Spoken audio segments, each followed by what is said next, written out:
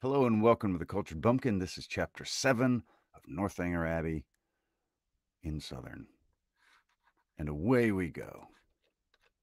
Chapter 7. Half a minute conducted them through the pump yard to the archway, opposite Union Passage. But here they were stopped. Everybody acquainted with Bath may remember the difficulties of crossing Cheap Street at this point. It is indeed a street of so impertinent a nature, so unfortunately connected with the great London and Oxford roads and the principal inn of the city, that a day never passes in which parties of ladies, however important their business, whether in quest of pastry, millinery, I don't know how to say that, millinery, or even, as in the present case, of young men, are not detained on one side or other by carriages, horsemen, or carts. This evil had been felt and lamented at least 3 times a day by Isabella since her residence in Bath, and she was now fated to feel and lament it once more, for at the very moment of coming opposite the Union Passage, and within view of the 2 gentlemen who were proceeding through the crowds and threading the gutters of that interesting alley, they were prevented crossing by the approach of a gig driven along on bad pavement by a most knowing-looking coachman with all the vehemence that could fit most driven along bad pavement by a most knowing-looking coachman with all the vehemence that could most fitly endanger the lives of himself, his companion, and his horse. "Oh, these odious gigs," said Isabella, looking up. "How I detest them!" But this detestation, though so just, was of short duration, for she looked again and exclaimed, "Delightful! Mr. Morland and my brother!" "Good heavens, 'tis James!" was uttered at the same moment by Catherine, and on catching the young man's eyes, the horse was immediately checked with a violence which almost threw him on his haunches, and the servant having now scampered up, the gentleman jumped out, and the equipage was delivered to his care. Catherine, by whom this meeting was wholly unexpected, received her brother with the liveliest pleasure, and he, being of a very amiable disposition and sincerely attached to her, gave every proof of his side of equal satisfaction which he could have leisure to do, while the bright eyes of Miss Thorpe were incessantly challenging his notice. And to her his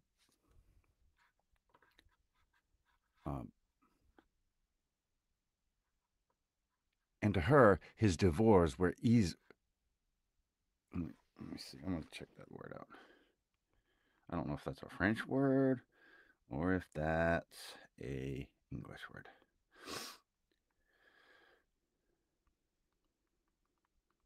That's the thing about Jane Austen and some of those older writers. They use big words. Devoir. A little French sounding. And to her his devoirs were speedily paid, with a mixture of joy and embarrassment, which might have informed Catherine had she been more expert in the development of other people's feelings and less simply engrossed by her own, that her brother thought her friend quite as pretty as she could do herself. John Thorpe, who in the meantime had been giving orders about the horses, soon joined them, and from him she directly received the amends which were her due. For while he slightly and carelessly touched the hand of Isabella, on her he bestowed a whole scrape and half a short bow. He was a stout young man of middling height, who, with a plain face and ungraceful form, seemed fearful of being too handsome unless he wore the dress of a groom, and too much like a gentleman unless he were easy where he ought to be civil, and impudent where he might be allowed to be easy. He took out his watch. How long you think we've been running it from Titborough, Miss Morland?" "I don't know the distance." I do not know the distance." Her brother told her that it was 23 miles. "3 and 20!" cried Thorpe. "5 and 20 if it's an inch," Morland remonstrated, pleaded the authority of road books, innkeepers, and milestones, but his friend disregarded them all. He had a surer test of distance. I know it must be 5:20, said he. By the time we've been doing it, it's now half after 1, and we drove out the inn yard at Tetbury as the town clock struck 11. And I defy any man in England to make my horse go less than 10 miles an hour in harness. That makes it exactly 25. You've lost an hour, said Moreland. It was only 10 o'clock when we came from Tetbury. 10 o'clock! It was 11, upon my soul. I counted every stroke. This brother of yours would persuade me out of my senses, Miss Moreland. Do but look at my horse. Did you ever see an animal so made for speed in your life?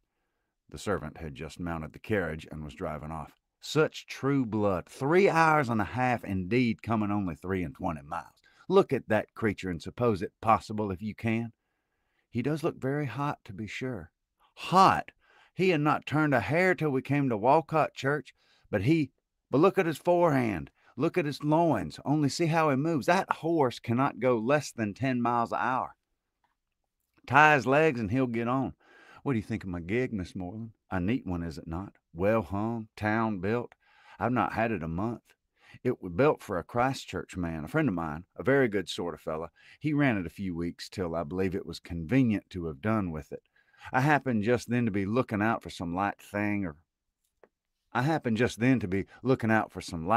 the kind, though I had pretty well determined on a curricle too. But I chanced to meet him on the Magdalen Bridge as he was driving into Oxford last term.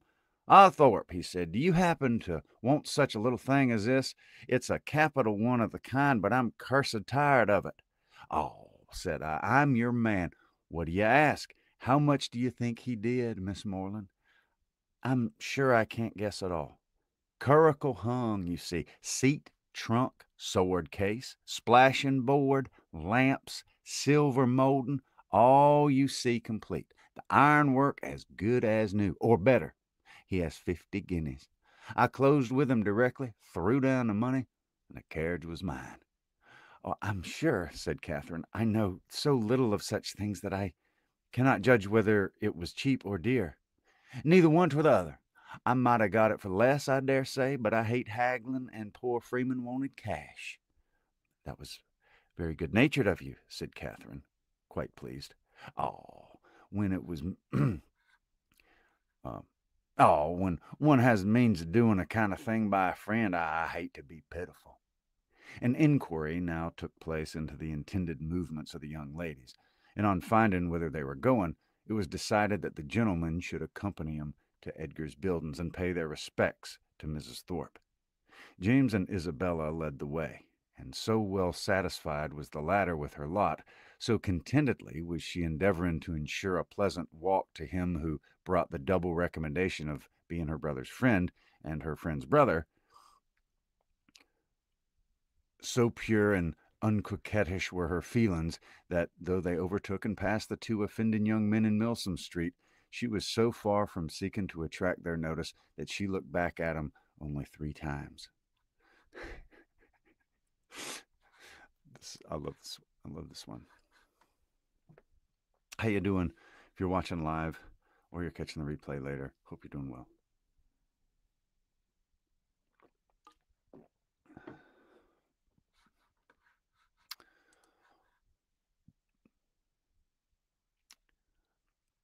John Thorpe kept, of course, with Catherine, and after a few minutes' silence, renewed the conversation about his rig. "You'll find, however, Miss Moreland, it would be reckoned a cheap thing by some people, for I might have sold it for 10 guineas more the next day. Jackson of Oriel bid me 60 at once. Moreland was with me at the time." "Yes," said Moreland, who overheard this, "but you forgot that your horse was included." "Oh, my horse! Oh, well, I wouldn't sell my horse for 100. Are you fond of an open carriage, Miss Moreland?" "Yes, very. I've hardly ever had an opportunity of being in one, but I'm particularly fond of it." "Oh, I'm glad of it. I'll drive you out in mine every day." "Thank you," said Catherine in some distress, from a doubt of the propriety of accepting such an offer. "I'll drive you up Lansdowne Hill tomorrow." "Thank you, but will not your horse want rest?" "Rest? He's only come 3 and 20 miles today. All nonsense. Nothing ruins horses so much as rest. Nothing knocks 'em up so soon. No. No, I shall exercise mine at the average of 4 hours every day while I'm here. Shall you indeed? Said Catherine very seriously. That'll be 40 miles a day. 40? 50 for what I care. Well, I'll drive you up Lansdowne tomorrow. Mind, I'm engaged. How delightful that will be, cried Isabella, turning round. My dearest Catherine, I quite envy you, but I'm afraid, brother, you'll not have room for a third. A third, indeed. No, I didn't come to Bath to drive my sisters about. That'll be a good joke, Faith. Moreland must take care of you. This brought on a dialogue of civilities between the other two, but Catherine heard neither the particulars nor the result. Her companion's discourse now sunk from its hitherto animated pitch to nothing more than a short, decisive sentence of praise or condemnation on the face of every woman they met.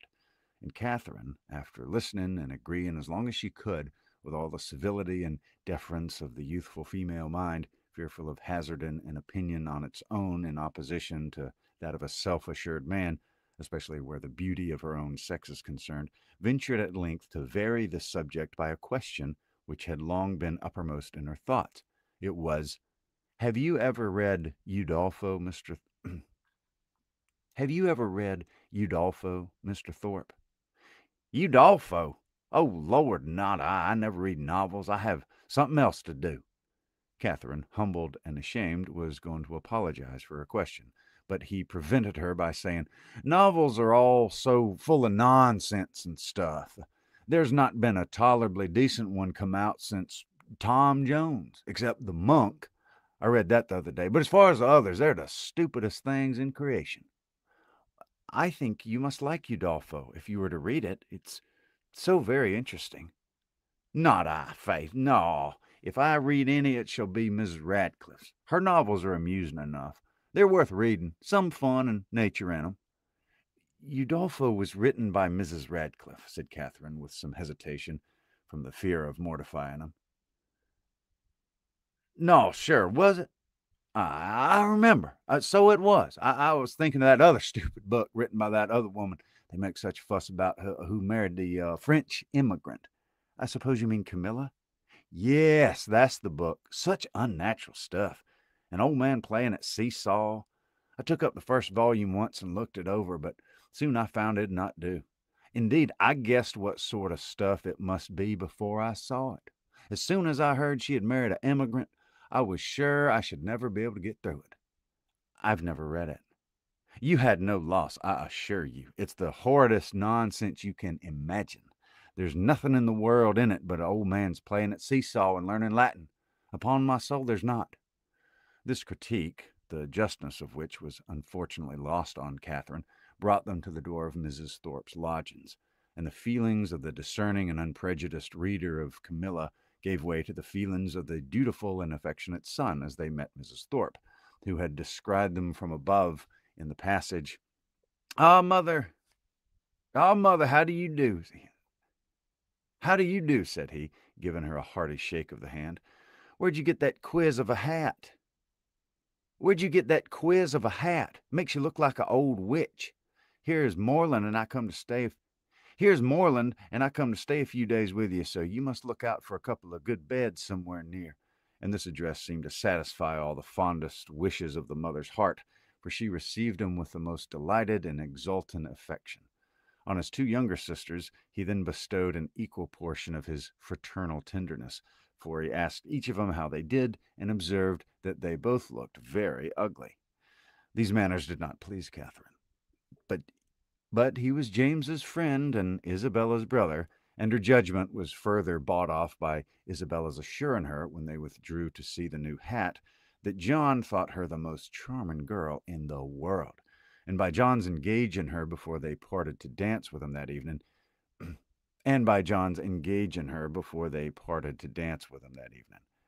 Had she been older or vainer, such attacks might have done little. But where youth and diffidence are united, it requires uncommon steadiness of reason to resist the attraction of being called the most charming girl in the world, and of being so very early engaged as a partner. And the consequence was that when the two Morlands, after sitting an hour with the Thorpes, set off set off to walk together to Mr. Allen's, and James, as the door was closed on him, said, "Well, Catherine, how do you like my friend Thorpe?" Instead of answering, as she probably would have done had there been no friendship and no flattery in the case, "I do not like him at all," she directly replied. "I like him very much. He seems very agreeable. He's a good-natured fellow as I ever saw. A little of a rattle, but that'll recommend him to your sex, I believe. And how do you like the rest of the family?" "Very, very much indeed. Isabella particularly." "Well, I'm very glad to hear you say so. She's just the kind of young woman I would wish to see She's just the kind of young woman I could wish to see you attached to. She has so much good sense and is so thoroughly unaffected and amiable. I always wanted you to know her, and she seems very fond of you. She said the highest things in your praise that could possibly be, and the praise of such a girl as Miss Thorpe, even you, Catherine," taking her hand with affection, "may be proud of." "Well, indeed I am," she replied. "I love her exceedingly, and I'm delighted to find that you like her too. You hardly mentioned anything of her when you wrote to me after your visit there." "Because I thought I should soon see you myself. I hope you I hope you'll be a great deal together. I hope you'll be a great deal together while you're in Bath. She is the most amiable girl, such a superior understanding. How fond all the family are of her. She's evidently the general favorite. And how much she must be admired in a place as this, is she not?" "Yes, very much indeed, I fancy. Mr. Allen thinks her the prettiest girl in Bath." "I dare say he does, and I don't know any man who's a better judge of beauty than Mr. Allen. I need not ask you whether you're happy here, my dear Catherine, with such a companion and friend as Isabella Thorpe. It'd be impossible for you to be otherwise. And the Allens, I'm sure, are very kind to you." "Yes, very kind. I was never so happy before, and now you're come, it'll be more delightful than ever. How good it is of you to come so far on purpose to see me." James accepted James accepted this tribute of gratitude and qualified his conscience for accepting it too by saying with perfect sincerity, "Indeed, Catherine, I love you dearly." Inquiries and communications concerning brothers and sisters, the situation of some, the growth of the rest, and other family members now passed between them and continued, with only one small digression on James's part in praise of Miss Thorpe, till they reached Pulteney Street, where he was welcomed with great kindness by Mr. and Mrs. Allen, invited by the former to dine with them, and summoned by the latter to guess the price and weigh the merits of a new muff and tippet. A pre-engagement in Edgar's buildings prevented his accepting the invitation of one friend and obliged him to hurry away as soon as he had satisfied the demands of the other. The time of the two parties uniting in the octagon room being correctly adjusted, Catherine was then left to the Catherine was then left to the luxury of a raised, restless, and frightened imagination over the pages of Udolpho, lost from all worldly concerns of dressing and dinner, incapable of soothing Mrs. Allen's fears on the delay of an unexpected dressmaker, and having only 1 minute in 60 to bestow even on the reflection of her own felicity in being already engaged for the evening. That was chapter 7. Thank you very much for watching. Hope you'll like the video if you can, subscribe if you're not, and hopefully I'll see you back here tomorrow night. Thank you for watching.